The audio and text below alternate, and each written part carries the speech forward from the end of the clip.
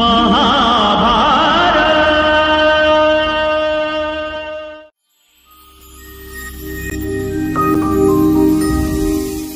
दोस्तों, आज हम वेद व्यास जी द्वारा लिखी बाल महाभारत कथा का 15वां अध्याय चौसर का खेल व द्रौपदी की व्यथा पढ़ेंगे।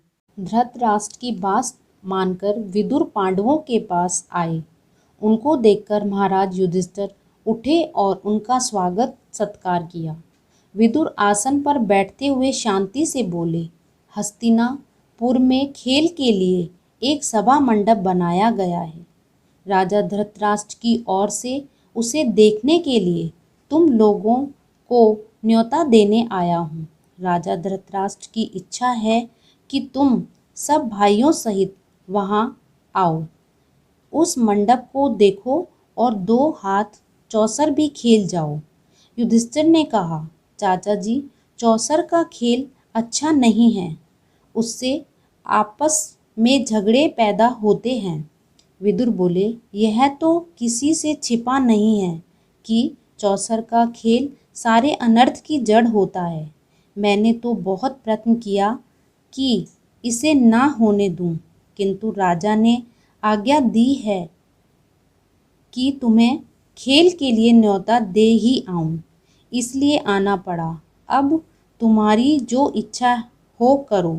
राजवंशों की रीति के अनुसार किसी को भी खेल के लिए बुलावा मिल जाने पर उसे अस्वीकार नहीं किया जा सकता। युधिष्ठिर को यह भी डर था कि मना करने पर धृतराष्ट्र इसे अपना अपमान न समझ बैठे, इसलिए युधिष्ठिर सपरिवार हस्तिनापुर पहुंच गए। उन्हें नगर के पास ही उनके लिए एक सुंदर विश्राम गृह बनाया गया। वहां ठहरकर उन्होंने आराम किया। अगले दिन सुबह सभा मंडप में जा पहुँचे। शकुनी ने उन्हें चौसर खेलने के लिए कहा। युधिष्ठिर बोले, राजन, यह खेल ठीक नहीं है। बाजी जीत लेना साहस का काम नहीं है। जुआ खेलना धोखा देने के समान है। आप तो यह सब बातें जानते ही हैं। शकुनी ने उससे कहा कि वह हारने से डरता है, इसलिए वह नहीं खेल रहा। इस बात पर युधिष्ठिर चौसर खेलने के लिए तैयार हो गया। दुर्योधन ने कहा कि उसकी जगह उसके मामा शकुनी खेलेंगे। युधिष्ठिर को यह खेल के नियम के विरुद्ध लगा। शकुनी ने फिर कहा, अच्छा, तो अब दूसरा बहाना बना लिया। युधिष्ठिर ने कहा, ठीक है, कोई बात नहीं, मैं खेलूंगा। खेल शुरू हुआ। मंडप दर्शकों से खचाखच भरा हुआ था। सभा मंडप में पितामह भीष्म, कृपाचार्य, विदुर, धृतराष्ट्र जैसे वयोवृद्ध सभी उपस्थित थे। पहले रत्नों, फिर सोने चांदी और तीसरी रथों घोड़ों की बाजी लगी। युधिष्ठिर तीनों दाव हार गए। युधिष्ठिर एक एक करके अपने पशु, दास दासियों, सेना, देश, प्रजा, भाइयों के शरीर पर जो आभूषण और वस्त्र सब कुछ हारते चले गए। इसके बाद उन्होंने नकुल, सहदेव, अर्जुन और भीम को दांव पर लगाया और उन्हें भी खो दिया। अंत में स्वयं को भी दांव पर लगा दिया और हार गए। युधिष्ठिर ने द्रौपदी की भी बाजी लगा दी और शकुनी ने यह बाजी भी जीत ली। सभा में हाहाकार मच गया। दुर्योधन ने विदुर को आदेश दिया कि वह रे निवास में जाकर द्रौपदी को यहाँ ले आए।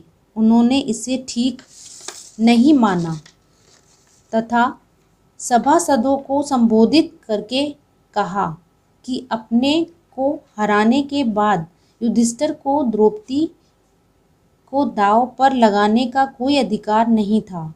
विदुर के इस व्यवहार के बाद दुर्योधन ने अपने सारथी प्रतिकामी को रे निवास में भेजा।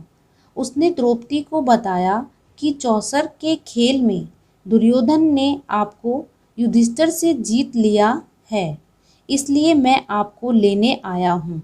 राजा की आज्ञा है कि आपको धृतराष्ट्र के महल में दासी का काम करना है। मैं आपको ले जाने के लिए आया हूँ। द्रौपदी ने कहा कि हारने वाले खिलाड़ी से जाकर पूछो कि पहले उसने स्वयं को हारा था या मुझे।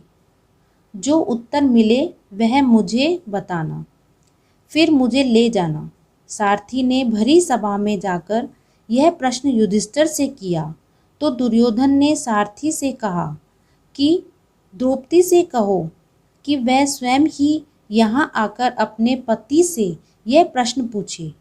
प्रतिकामी दोबारा रैनिवास में गया और द्रौपदी से बड़ी नम्रता से बोला, देवी, दुर्योधन की आज्ञा है कि आप सभा में आकर स्वयं ही युधिष्ठिर से पूछ लें।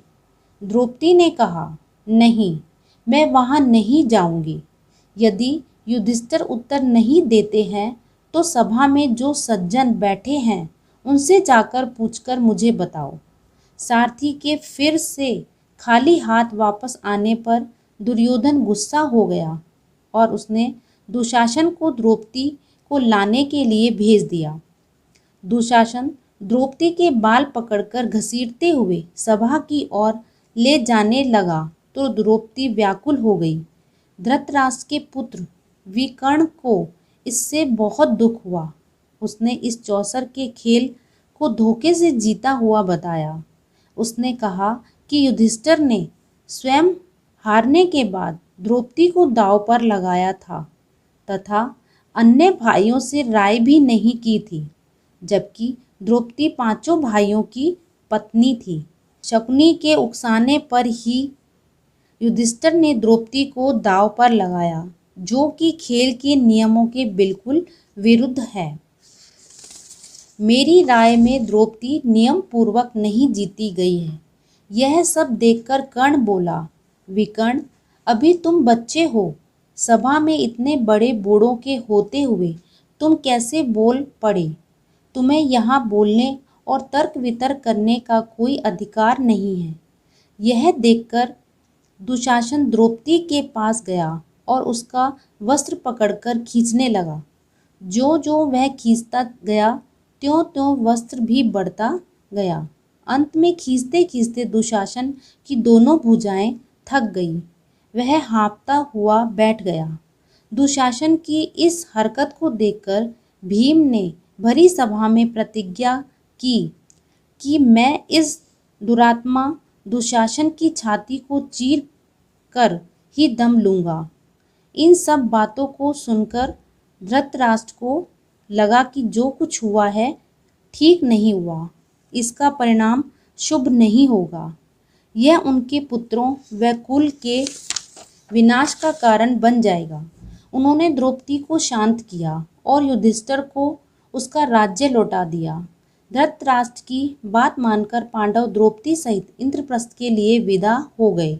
पांडवों के इस प्रकार निकल जाने पर दुर्योधन तथा अन्य कौरव परेशान हो गए।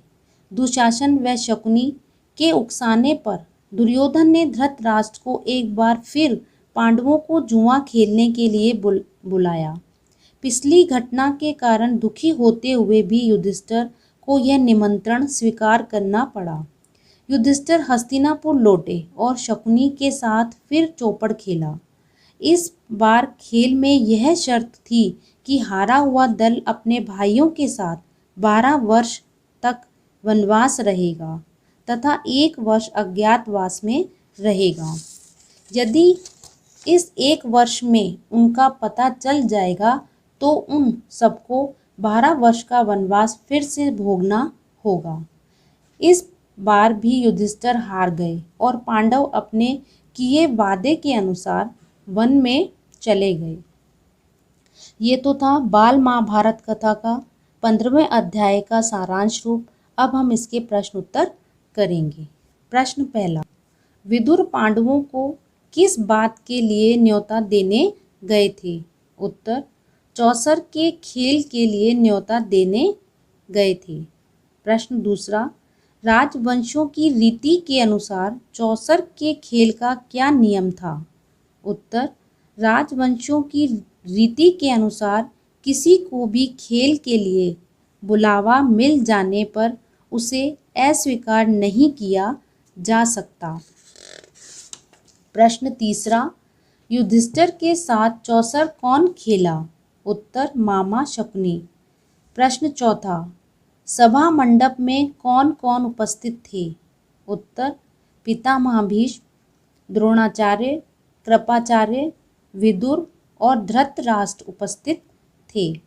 प्रश्न पांचवा, युधिष्ठिर जुआ के खेल में किन किन चीजों को हार गए थे? उत्तर, रत्न, सोने चांदी के खजाने, रथ, घोड़े, सेना, दास दासी, देश, देश की प्रजा, एक एक करके अपने चारों भाइयों को हार गए थे। यहाँ तक कि वे खुद को हार गए और अपनी पत्नी द्रौपदी को भी हार गए थे। प्रश्न छठा, द्रौपदी को राजभवन में कौन घसीट कर लाया? उत्तर, दुशासन। प्रश्न सातवां, भीम ने क्या प्रतिज्ञा ली? उत्तर, भीम ने भरी सभा में यह प्रतिज्ञा ली कि जब तक दुशासन की छाती चीर ना लूँगा तब तक इस संसार को छोड़कर नहीं जाऊँगा।